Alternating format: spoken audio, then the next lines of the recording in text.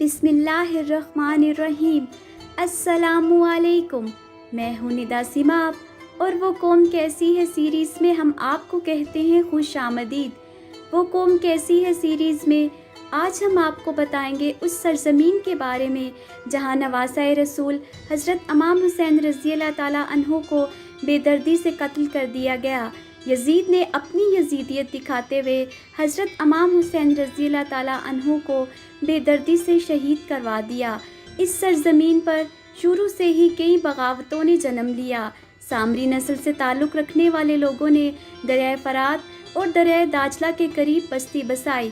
سامری نسل کی باقیات میں سے ہندوستان کے جانوروں کے بھی آثار ملتے ہیں۔ پاکستان کے قدیم شہر موئنجو دڑو کے قبرستان اور یہاں کے قبرستان آپس میں مشابہت رکھتے ہیں۔ عراق میں سامری نسل کے بعد شام سے آئے ہوئے لوگوں نے حکومت کی، جن کا حکومتی مقام بابل تھا۔ مسلمانوں نے یہاں پہلا حملہ حضرت خالد بن ولید کی قیادت میں اور حضرت عمر رضی اللہ تعالیٰ عنہ کے دور میں کیا۔ 750 عیسوی میں یہاں بنو عباس کی حکومت قائم ہوئی۔ پھر 1258 کے بعد یہاں منگولوں کا دور شروع ہوا۔ 1734 میں یہ علاقہ سلطنت عثمانیہ کا حصہ بنا۔ 1918 میں پہلی جنگ عظیم کے خاتمے کے بعد یہاں عثمانی دور کا بھی خاتمہ ہو گیا۔ 1920 میں یہ علاقہ برطانوی راج کے زیر اثر ہو گیا۔ برطانوی حکومت نے شاہ فیصل کو عراق کی حکومت سونپ دی۔ 1933 میں شاہ فیصل کے بیٹے کو عراق کی حکومت ملی۔ پھر اس کے پوتے شاہ فیصل دوم کو عراق کی حکومت کا سربراہ بنایا گیا، لیکن اس کی حکومت زیادہ عرصے تک نہ چل سکی۔ جنرل عبدالکریم نے مارشل لاء لگا کر شاہ فیصل دوم کی حکومت کا خاتمہ کر دیا۔ جنرل عبدالکریم کی حکومت کے دوران ہی کرنل عبداللہ نے اس کی حکومت کا خاتمہ کر کے اقتدار پر قبضہ کر لیا۔ 1966 میں ایک فضائی حادثے میں کرنل عبداللہ کی بھی موت واقع ہو گئی۔ کرنل عبداللہ کی موت کے بعد اس کے بھائی عبد الرحمن نے حکومت سنبھالی۔ 1980 میں ایران اور عراق کے درمیان ایک جنگ ہوئی۔ 1981 میں اسرائیل نے بغداد میں موجود ایٹمی گھر کو مکمل طور پر تباہ کر دیا۔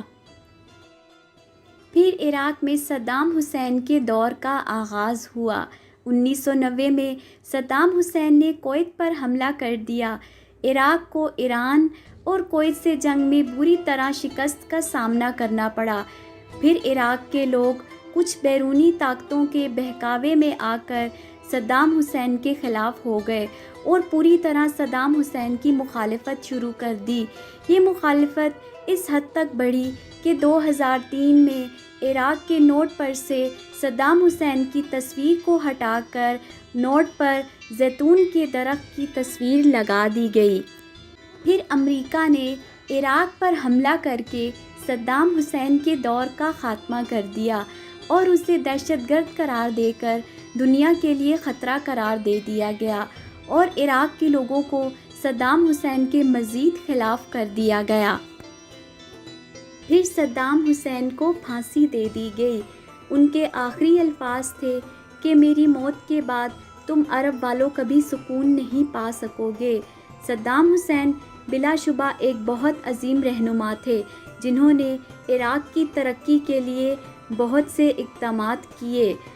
اسی وجہ کے تحت امریکہ کے ذریعے انہیں پہلے دہشت گرد قرار دیا گیا اور پھر دنیا کے لیے خطرہ بھی قرار دے دیا گیا۔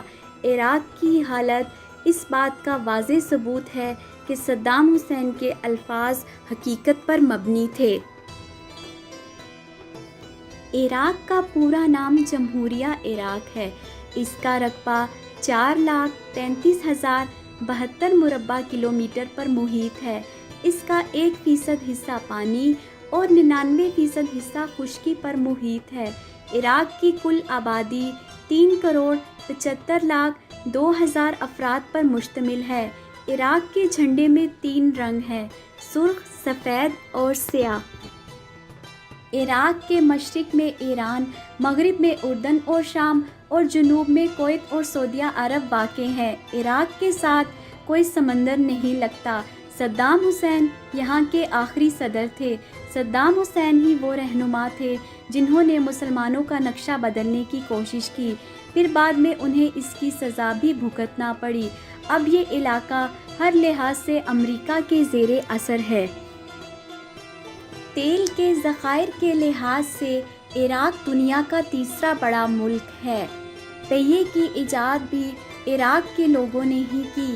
یہ بات تو ہم جانتے ہیں کہ 1 گھنٹے میں 60 منٹ اور 1 منٹ میں 60 سیکنڈ ہوتے ہیں، لیکن اس بات کو ثابت بھی عراق کے لوگوں نے ہی کیا۔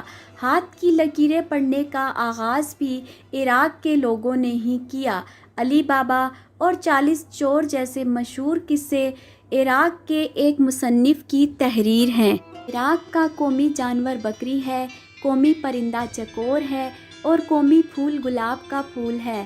عراق میں 80% لوگ مقامی ہیں، 10% لوگ ترکش نسل سے تعلق رکھتے ہیں اور 5% لوگ دیگر نسلوں سے بھی تعلق رکھتے ہیں۔